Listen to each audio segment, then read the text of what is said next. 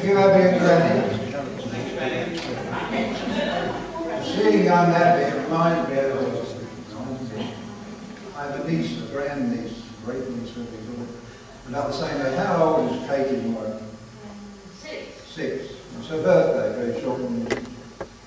I spoke on the phone and I said, what would you like for your birthday? And she said, I'd like a pet spider. Anyway, so I went to the local pet shop and I said, you sell pet spiders? And he said, yes. I said, how much? He said, £25. £25 for a spider? I'll get one cheaper on the web. Right, item number 3. Oh, we've reached 3 already. There's only half past 9. The next item, I think, ladies, you might need to hang these together. Yeah, because Chris Wheeler will now come and tell you the sad tale of Albert and the lion.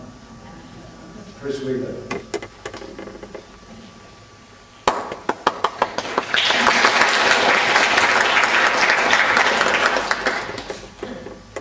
Yes, this is a sad tale. Albert and the lion. There's a famous seaside place called Blackpool that's noted for fresh air and fun. And Mr. and Mrs. Ramsbottom went there with young Albert, their son.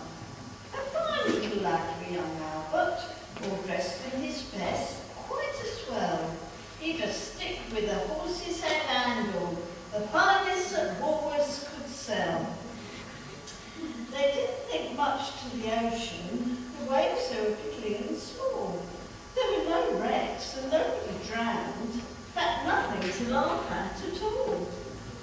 So, seeking for further amusement, they paid and went into the zoo, where they had lions and tigers and camels, and cold ale and sandwiches too.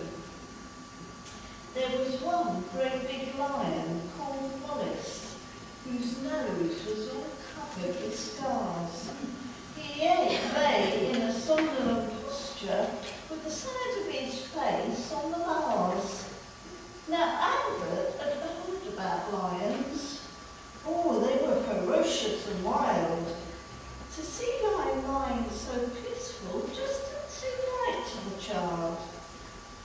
So straightway the brave little fella, not showing a morsel of fear, took his stick with the horse's head handle and stuck it in Wallace's ear. You could see that the lion didn't like it, but giving a kind of a roll, he pulled Albert inside the cage with him and swallowed the little lad. Oh! Now Mother had seen this occurrence, and not knowing what to do next, she hollered, "Young lions at Albert!" And Father said, I am vexed." They complained to an animal keeper who said, "My, what a nasty mishap. Are you sure it's your boy he's eaten?" Pa said, "Am I sure? There's his cat." The manager had to be sent for. He came and he said, "What's to do?"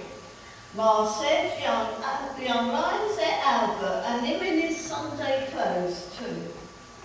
Father said, right, young fella, I think it's a shame and a sin to have our son ate by a lion after we paid to come in."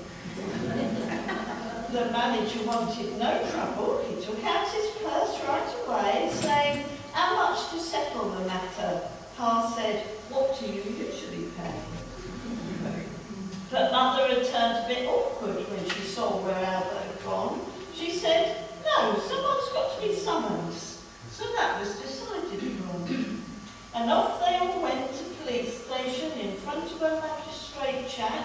They told him what had happened to Albert and proved it by showing his cat. Magistrate gave his opinion that no one was really to blame, and he said that he hoped the Ramsbottoms would have further sons to their name. At that, Mother got proper blazing, and "Thank you so kindly," said she,